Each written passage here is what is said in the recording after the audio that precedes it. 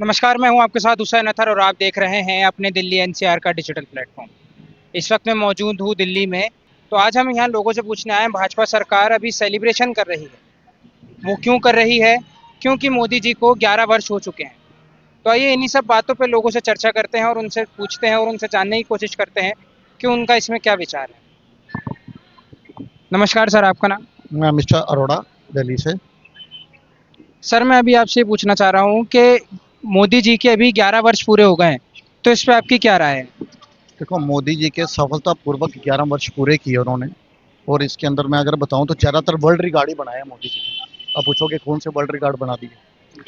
देखो, अगर आप बात करें स्टैचू ऑफ लिबर्टी की, दुनिया का सबसे बड़ा स्टैचू सरदार वल्लभ भाई पटेल मोदी जी ने बनवाया, वर्ल्ड रिकॉर्ड बना। यदि मैं बात करूं लॉन्गेस्ट टनल की, अटल टनल, सबसे बड़ी राजमार्ग सुरंग, सबसे लंबी राजमार्ग सुरंग का निर्माण हुआ मोदी जी के टाइम में, वर्ल्ड रिकॉर्ड बना। यदि अभी मैं रिसेंटली जो चेनाब ब्रिज की बात करूं, दुनिया का सबसे ऊंचा railway bridge Chenab bridge, world record बना मोदी जी के टाइम पे। यदि मैं बात करूं लद्दाख में एक उमलिंग ला रोड है जो दुनिया की सबसे ऊंची मोटर रोड है, मोटर योग्य रोड दुनिया की सबसे ऊंची, लद्दाख के उमलिंग लाव में बनी, वर्ल्ड रिकॉर्ड बना। यदि मैं बात करूं आपको डिजिटल इंडिया की बात करूं, दुनिया में सबसे ज्यादा डिजिटल ट्रांजैक्शन यूपीआई से जो पेमेंट हुई, वर्ल्ड रिकॉर्ड बना, मोदी जी के समय बना। यदि मैं कोविड वैक्सीन की बात करूं, 144 दिनों में 17 करोड़ लोगों को कोविड का इंजेक्शन लगा, तो वर्ल्ड रिकॉर्ड बना। यदि मैं अकाउंट्स ओपन की बात करूं, तो 2014 और 2017 के बीच में पूरी दुनिया में जितने बैंक अकाउंट्स ओपन हुए, उससे अधिक 55% सिर्फ इंडिया में हुए, तो वर्ल्ड रिकॉर्ड बना। यदि मैं मतलब अगर मैं मोदी जी के रिकॉर्ड्स के ऊपर ही आ जाऊं, ये जो प्रधानमंत्री जन औषधि योजना जो है, जो इनको आयुष्मान योजना जो है, इतने लोगों का इंश्योरेंस हुआ, तो दुनिया में वर्ल्ड रिकॉर्ड बना। दुनिया का एशिया का सबसे बड़ा जो एयरपोर्ट है, जो जेवर एयरपोर्ट है, वो यहीं बनने जा रहा है। तो कहने का लेकिन मतलब अगर जो है, उनके वर्ल्ड रिकॉर्ड के अलावा भी अगर कोई बात करी जाए तो वो क्या होगी? देखो उनके अगर वर्ल्ड रिकॉर्ड के अलावा मैं बात करूं, मुझे बताइए, पाकिस्तान की जो दुर्गति आज की डेट में हो रही है, जो दुनिया देख रही है, मुझे बताइए, क्या सर्जिकल स्ट्राइक हो, एयर स्ट्राइक हो, क्या अगर यूपीए की जहाँ भाजपा की गवर्नमेंट नहीं होती तो क्या हो सकता था ऐसे? अगर बीजेपी की गवर्नमेंट नहीं होती, मोदी जी ना होते, तो क्या अभिनंदन शाह कुशल वापिस आ सकता था? क्या पाकिस्तान आज कटोरा लेकर पूरी दुनिया में घूम रहा है, ऐसे हो सकता था? आज भारत विश्व की चौथी सबसे बड़ी अर्थव्यवस्था है। आज जो फॉरेन रिजर्व की बात करूं, इंडेक्स की, अगर सबसे अधिक विदेशी मुद्रा भंडार जो है, वो भारत चौथे नंबर पर है आज की समय में। जो है, मैंने आपको बताया, गोल्ड रिजर्व में भारत 7वें नंबर पर आ गया। तो ये बड़ी बड़ी अचीवमेंट्स जो भारत की हैं, कहाँ हम मतलब जो वेपन्स जो हैं, वो इंडिया जो है वो सब इम्पोर्टर था, आज इंडिया एक्सपोर्टर है। डिफेंस सेक्टर में हमारा जो है एक्सपोर्ट बढ़ा है। मोबाइल मैन्युफैक्चरिंग की अगर मैं बात करूं, तो वर्ल्ड में भारत दूसरे नंबर पर आ गया। तो वर्ल्ड रिकॉर्ड जो बनने का, जो मैं बोलूं तो ये 11 साल में ही दुनिया देख रही है कि भारत जो है वो मतलब ये आईएमएफ हो, वर्ल्ड बैंक हो, सभी का ये मानना है कि दुनिया में सबसे तेजी से विकास दर अगर किसी की बढ़ेगी, तो वो है भारत। सबसे तेजी से विकास दर बढ़ने वाली कंट्री जो है दुनिया में, देश जो है, वो भारत है। तो मोदी जी की जितनी अचीवमेंट्स मैं आपको बताऊं, मतलब इतने उन्होंने कारनामे कर दिए कि क्या कभी किसी ने देखा था कि एक देश का प्रधानमंत्री दूसरे देश के प्रधानमंत्री के पांव छुएगा? ऑस्ट्रेलिया कहता है कि मोदी इज बॉस। वो ट्रंप साहब जी तो पहले कह रहे थे कि मुझे मोदी जी से ऑटोग्राफ लेना चाहिए। टोनी ब्लेयर ने ये बोला था कि भारत जितना शक्तिशाली आज है, इससे पहले कभी नहीं हुआ। मैं किस किस की बात करूं आपको, कि भारत की इमेज जो है, देखो, जो मोस्ट पॉपुलर लीडर का जो अवार्ड मिलता रहा, जो मॉर्निंग कंसल्ट का डाटा, वो तो इंडिया का नहीं है, वो तो यूएसए का है। तो वो कहाँ मिला भारत को? इंडिया में मिला, मोदी जी को मिला। कितने समय मोदी जी नंबर 1 पोजीशन में, most popular leader of the world. आज दुनिया उनको सुनती है। G7 का भारत मेंबर नहीं है, उसके बावजूद G7 में मोदी जी को इनविटेशन आया। इससे पहले का कभी गया? 2019 के बाद ही तो ये परंपरा शुरू हुई कि भारत को भी G7 में बुलाना चाहिए। मोदी जी की बात आज पूरी दुनिया सुन रही है।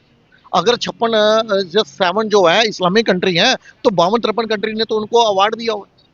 तो मोदी जी की क्या बात करोगे आप? देखो 27 करोड़ लोगों को गरीबी रेखा से अगर बाहर निकालने का जो कार्य किया वो मोदी जी ने किया। जो अभी नया डाटा सामने आया, 27 करोड़ लोग गरीबी रेखा से बाहर निकले। तो इसी समय में इससे कम तो पाकिस्तान के वादियों से ज्यादा लोगों को तो इन्होंने गरीबी रेखा से बाहर निकाला मोदी जी ने। अच्छा, मैं दूसरा सवाल आपसे ये पूछता हूँ कि मोदी जी ने जो किया सब भारत के लिए किया और उनको एक बहुत सरल और सभ्य आदमी माना जाता है।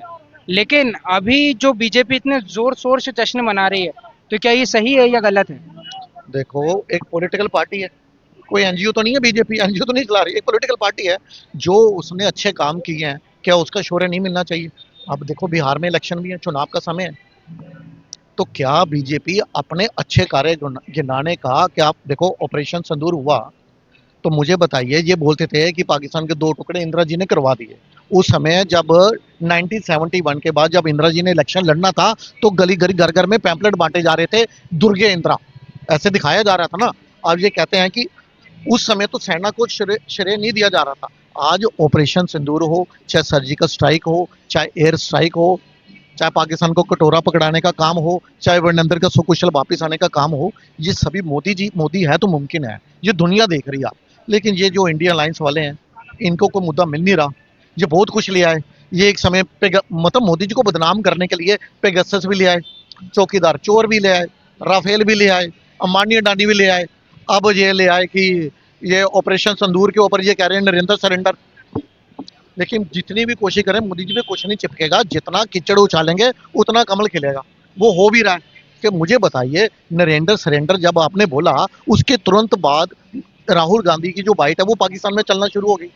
मैंने देखा आसिफ ख्वाजा जो उनके विदेश मंत्री हैं वो ये बोल रहे थे कि देखो जी वहाँ का एक एलओपी जो है, इतनी बड़ी पॉलिटिकल पार्टी का जो अध्यक्ष है, वो ही बोल रहा है नरेंद्र सरेंडर।